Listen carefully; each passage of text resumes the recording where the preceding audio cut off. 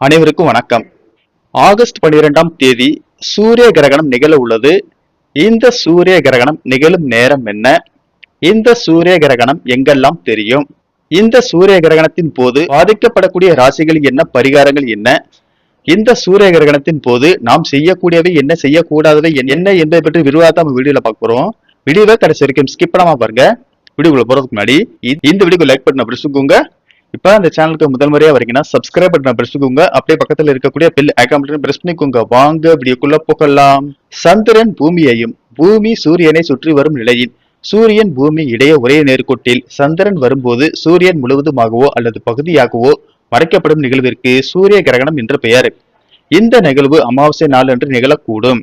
கிரகணம் நிகழும் நேரம்: இந்த சூரிய கிரகணம் ஆகஸ்ட் 12ஆம் தேதி இரவு 9:02 மணிக்கு தொடங்கி ஆகஸ்ட் 13ஆம் தேதி அதிகாலை 1:28 மணிக்கு முடிவடைகிறது.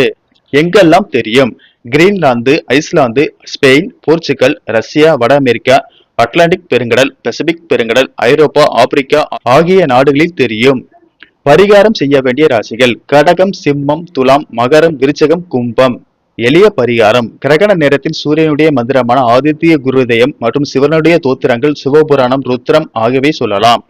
முடியாதவர்கள் ஓம் நமசிவாய என்ற 5 எழுத்து மந்திரத்தை சொல்லலாம். சூரிய கிரகணம் முடிந்ததும் தண்ணீரில் கல்லுப்பு, மஞ்சள், 3 வேப்பிலை கலந்து குளிக்கவும். அதன் பிறகு அருகிலுள்ள கோவிலுக்கு சென்று வரவும். கோதுமை தானம் செய்தால் மிகவும் பலன் தரும். கிரகணத்தின் போது செய்யக்கூடாதவை: கிரகணத்தின் போது நாம் வெளியே செல்வதை தவிர்க்க வேண்டும். குறிப்பாக குழந்தைகள், கர்ப்பிணி பெண்கள் வெளியே செல்வதை தவிர்க்கவும். கிரகண சமயத்தில் கர்ப்பிணி பெண்கள் கத்தி, கத்திரிக்கோள் உள்ளிட்ட கூர்மையான பொருட்களை தொடவோ கையில் வைத்திருக்கவோ கூடாது. கிரகண சமயத்தில் சண்டை, வாக்குவாதம், அவதூறு சொற்களை தவிர்க்க வேண்டும். கிரகணத்தின் போது எதிர்மறை ஆற்றல் அதிகரிக்கும். எனவே இந்த நேரத்தில் எந்த சுபகாரியமும் செய்யக்கூடாது. கிரகணத்தின் போது பயணம் செய்வதை தவிர்க்க வேண்டும்.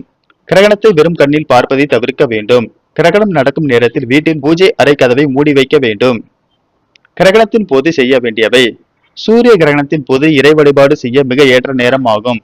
சூரியன், பூமி, நிலவு ஆகிய மூன்றும் ஒரே நெற்கூட்டில் இருப்பதால் நமக்கு அமையக்கூடிய எண்ணங்கள், கருத்துகள், சிந்தனைகள் ஒன்று கூடுவதற்கான நேரமாகும்.